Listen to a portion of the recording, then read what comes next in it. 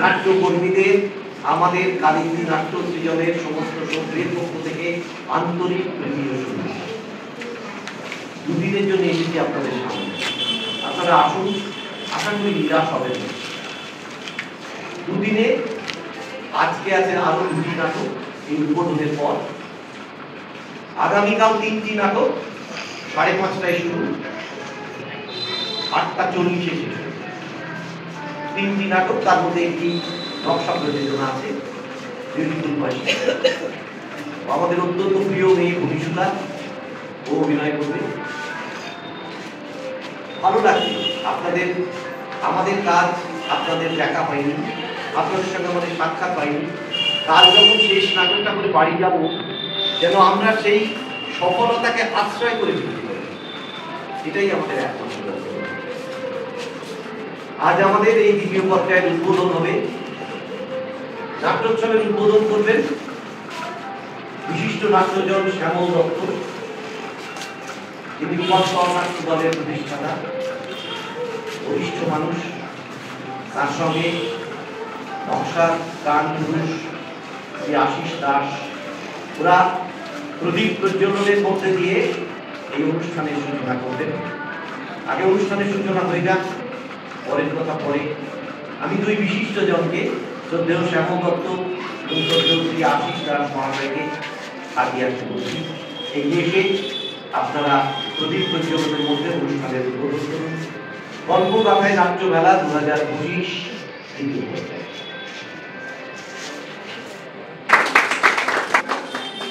উদ্বোধন করছেন বিশিষ্ট নাট্যজন শ্যামল দত্ত এবং আশিস দাস মহাশয়।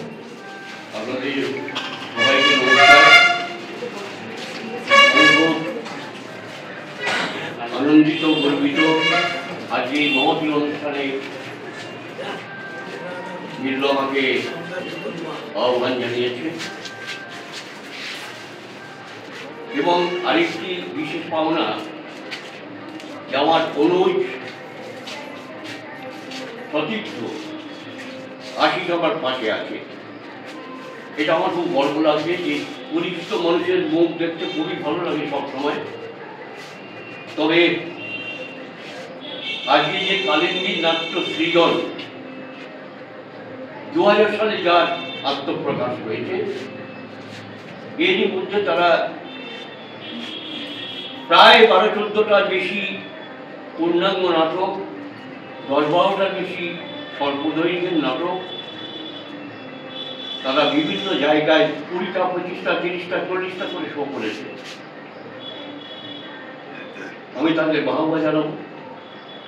এই নাটকের সঙ্গে একাত্মতা আছে বলেই তারা এটা করতে পেরেছে। 25টা বছর কিন্তু খুব কম নয়। একটা নাটকের দল চালাতে গেলে কি পরিশ্রম, কি বাধার সম্মুখীন হতে হয়, যারা করে তারাই জানে। আজকে আমরা এই বিশাল একটা ছাদের তলায় দাঁড়িয়ে আছি, সেটা করতে আসিচ্ছে কি পরিশ্রম করতে হয়েছে। আমরা শুনেছি, পড়েছি, দেখেছি, জেনেছি যে সমুদ্র কেঁদে কেটেও একটা হল পারেনি, কিন্তু আশিস সেটা নিজের তাগিদে সকলের কাজ করে আজকে করে দেখিয়েছে যে সরকারের অনুদান থাকুক বা না থাকুক সেটা কোনো যায় আসে না, আমরা করে দেখাতে পারি। আমার খুব গর্ব হচ্ছে। আমাদের রূপান্তর আজকে থেকে 52 বছর আগে প্রতিষ্ঠা পেয়েছিল। আমাদেরও ঠিক এইটি ছিল মনের মধ্যে আশা যে এইগুলো করবো, কিন্তু পারিনি। কিন্তু গর্ব লাগছে যে আমার অনুজ সতীর্থ আশিস সেটা করে দেখিয়েছে, এটা খুব গর্বের বিষয়। সব থেকে গর্ব লাগছে যে শহর আর শহরতলির যে মেলবন্ধন আজকে দেখা যাচ্ছে, এই জিনিসটা খুবই কিন্তু একটা ভাবনার জিনিস হিসেবে দাঁড়িয়েছে। এই যে আদান প্রদান মানুষের মধ্যে, কলকাতা শহরের সঙ্গে তাদের আদান প্রদান, নাটকের মফস্বলের শহরের সঙ্গে, এইটা কিন্তু আজকে এই নকশা ছিল বলে এটা কিন্তু সম্ভব হয়েছে। এটা আমাদের স্বীকার করতেই হবে। এদের ঝুলিতে কালিন্দী নাট্য সৃজনের ঝুলিতে অনেক নাটক আছে,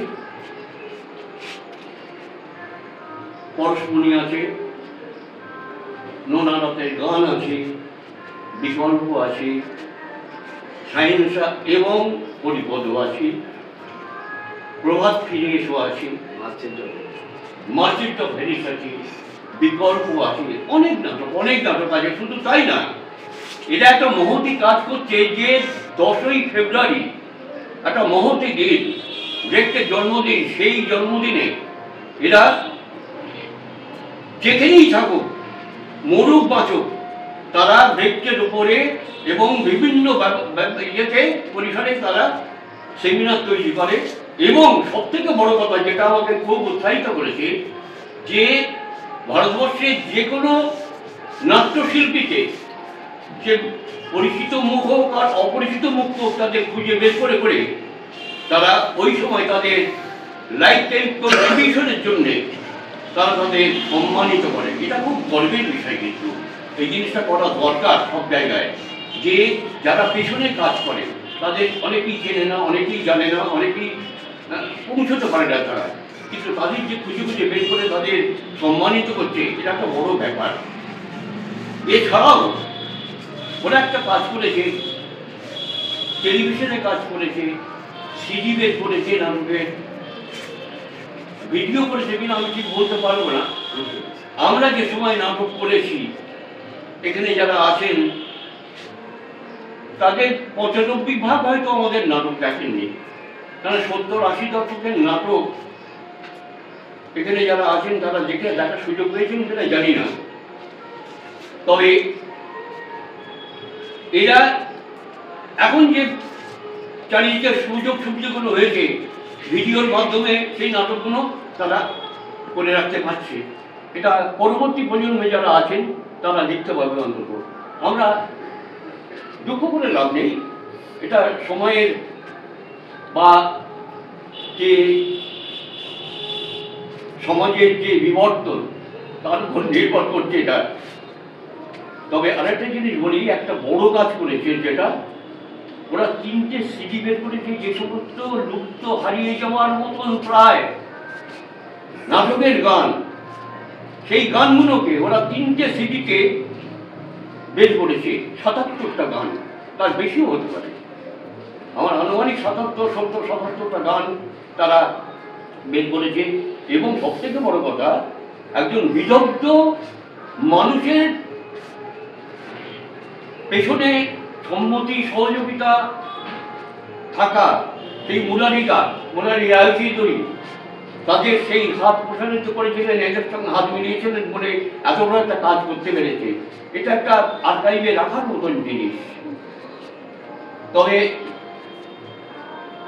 আমি বলবো যে নাটক যারা করেন, এখনো যারা করছেন, আমরা যারা করেছি, তাদের সময় যারা সম্পৃক্ত, যারা অভিনয়ের সঙ্গে সম্পৃক্ত, যারা পরিচালনার সঙ্গে সম্পৃক্ত, তাদের যে নাটকের সমাপতন কিভাবে হয়, আমার দুটো সমাপতনের কথা এখনো মনে ভাসে, যেটা আপনাদের সঙ্গে আমি শেয়ার করতে চাই, যেটা না বললেই নয়। একটা 65 বছর আগে দেখেছিলাম নাটকটা। তখনকার দিনে আমরা 2-3 মাইল হেঁটে গিয়ে নাটক যাত্রা দেখার কোনো ব্যাপার ছিল না। এখন তো অনেক সুযোগ সুবিধা পেয়েছে। তো এরকম একটা নাটক দেখতে কিছু পাশের গ্রাম ইসাপুরের নাম আপনারা হয়তো সবাই জানেন, এখানে স্থানীয় যারা। নাটকটার নামটা ঠিক আমার মনে নেই। সেখানে একটা দৃশ্য ছিল শ্মশানের দৃশ্য, আর তখন তো আমরা বসতাম কি, মাটিতে চট পেটে যেত, তার উপরে বসতাম। তখন তো চেয়ার টেবিল এইসব হেনাটানা এইসব কিছু ছিল না। তা যাই হোক, নাটক আরম্ভ হয়েছে। নাটকে একটা শ্মশানের দৃশ্য আছে। যথারীতি তারা ভাবনা এবং প্রয়োগের সমন্বয় ঘটানোর জন্য তারা মরাকে বেঁধে নিয়ে চলে এলো, একটা শ্মশানের একটা পরিবেশ তৈরি করলো। করে শ্মশানে এখন কি করবে, শীতের রাত, বলছে একটু চা খেলে হতো না, তাহলে মরাকে ফেলে যাবি, বলে তাতে কি আছে, ওই জন্য চাই তখন আমরা দেখতে পাবো, অসুবিধা নেই। তারা বলে তাহলে মরাটাকে খুলে দিয়ে যাই। এটা ফেলে রেখে টাকা ঠিক হবে না, তারা তুলে তুলে দিয়ে দোকানে চা খেতে গেল। এখন শ্মশানের পরিবেশ তৈরি করতে হবে, শিয়ালটা ঢুকতে পারছে না, শিয়াল পাবে কোথায়? কুকুর আছে, কুকুরকে ধরে বেঁধে একটা ইংলিশের পাশে ঢুকিয়ে দিল। সেই কুকুর এখন সারা স্টেজ ঘুরছে, ববো ববো করে ঘুরছে, এদিক দিয়ে বেরোতে যায়, ওদিক দিয়ে ধাক্কা মারে, হাই হাই করে ভেতর ঢুকিয়ে যায়, আর ওই আলো পড়ছে, আর সেই কুকুরের চোখ জল জল জল জল করছে, আমরা নিচে বসে দেখছি। এই করতে করতে কুকুর এদিক ওদিক বেরোতে না পেরে খানিকক্ষণ পরে সে টার্গেট করলো মরাটাকে। মরার কাছে এসে সে শুকছে পায়ের কাছে এসে। এখন মরা যে সেটা জীবিত, সে ভাবছে এই যদি কামড়ায় তাহলে তখন ছোট কেলেঙ্কারি ব্যাপার হয়ে যাবে। সে তখন এদিকে নড়তেও পারছে না, কিছুই করতে পারছে না, তখন আস্তে আস্তে বলছে ও আবার ওইকে পিছনে সরে গিয়ে আবার ঝগড়া করতে করতে গিয়ে আরো এগিয়ে গেল, হাঁটুর কাছে চলে গেল, কোমরের কাছে চলে গেল, বুকের কাছে চলে গেল। আমি যত এগোচ্ছে তত ভয় পাচ্ছে, করতে করতে এবার কাছের কানের কাছে গিয়ে আরো বলছে যা যা, আর ও কি করবে? নড়তেও পারছে না, কিছুই করতে পারছে না। শেষ পর্যন্ত এমন একটা পরিস্থিতি হলো যে সে কুড়মুড় করে বাবারে মারে করে আমরা যে বসে আছি আমাদের ঘাড়ের উপর দিয়ে লাফ দিয়ে অডিটোরিয়ামের ঘাড়ের উপর দিয়ে চলে গেল, আমরা তখন শুয়ে পড়লাম। এরকম একটা সমাপতন আছে, দেখেছি আমরা 65 বছর আগে। আর 6500 ঘন্টা পরে আর একটা নাটক দেখেছি আমি, মানে 6500 ঘন্টা পরে আগে আর একটা নাটক দেখেছি, সেটা এখানেই দেখেছি। সেটা হচ্ছে আমারই অনুজ আশিস দাসের একটা নাটক, কবিরা খাড়া বাজার। তার একরকম সমাপতন আছে। পরিচালকের ভাবনা এবং প্রয়োগ সবসময় তো এক হয় না, অনেক ভাবনা করে কিন্তু প্রয়োগে আমরা পারি না, অনেক অসুবিধা থাকে। কিন্তু আশিস ভাগ্যবান কিনা আমি জানি না, আশিস কিন্তু তার ভাবনার সঙ্গে প্রয়োগটা মিশিয়ে দিতে পেরেছিল। আমি একটু হাতে কলমে দেখাই। এখানে দীপান্বিতা দাসবনি বলে যদি কেউ থাকেন একটু আসবেন। আছেন? ও একটু আসুন। সমাপতনটা দেখাই একটু এই পাশে ঘুরে। হ্যাঁ, কবিরা খাড়া বাজার মেতে বড় কবিরা নবনীতা দীপান্বিতা। এবার ছোট কবিরা, আর সেই তো বিশাল ভাবনায় পড়েছে কি করে করি। আমি তো চাই যে একই ক্যারেক্টার একই রকম দেখতে হোক, যে আস্তে আস্তে বড় হয়ে যাচ্ছে বড় হোক। এই যে সমাপতনের ভাবনাটা, এই ভাবনাটা এসছে, কিন্তু প্রয়োগ করবে কেন? করতে করতে করতে করতে তার আরেকটা আর্টিস্টের কথা মনে পড়লো। ভূমিসূতা দাসগুপ্ত কি আছেন এখানে? বলি, ভূমিসূতা আছেন এখানে? ভূমিসূতা আছেন এখানে? হ্যাঁ আছে, ডেকে দিচ্ছি। একটু আসলে ভালো হয়।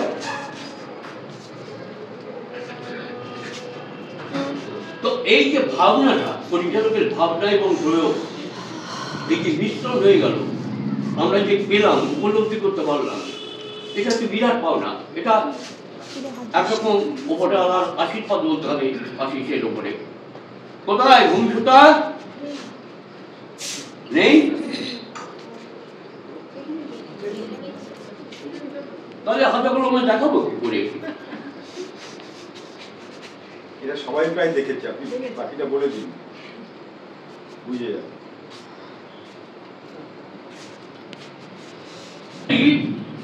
ভূমিসূতা এর থেকে একটু হাইটে কম, কিন্তু সামনাসামনি দাঁড় করালে, আমি দাঁড় করিয়ে দেখাতে চাচ্ছিলাম হাতে কলমে, যে ছোট কবিরা এবং বড় কবিরা একই রকম দেখতে, হাঁটা চলা, তার মুভমেন্ট, তার বলার ভঙ্গি, বাচনভঙ্গি, তার সমস্ত কিছু এক। এই যে সমাপতন, ভাবনার সঙ্গে প্রয়োগের যে মিশ্রণ, এই জিনিসটা আমি কবিরা খাড়া বা জানুয়ারিতে দেখতে পেয়েছি। এই দুটো সমাপতন দুরকম ভাবে, একটা হাসির উদ্রেক করে যেটাও এটা করা হয়েছে, আর এটা একটা বিশেষ চিন্তার বিষয় যে এটা পেল কি করে। আশিস খুব ভাগ্যবান যার জন্য এটা করতে পেরেছে। যাই হোক, আমি শেষ পর্যায়ে চলে আসি।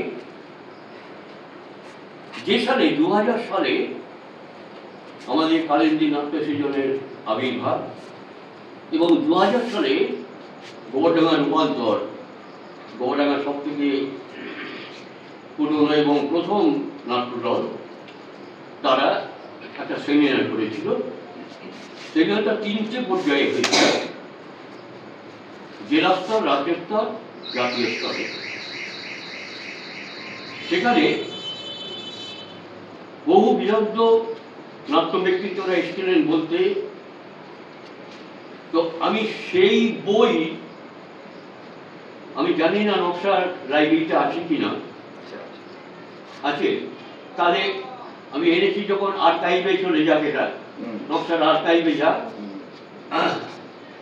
আমি এটা কালিন্দী নাট্য সৃজনকে দেবেন।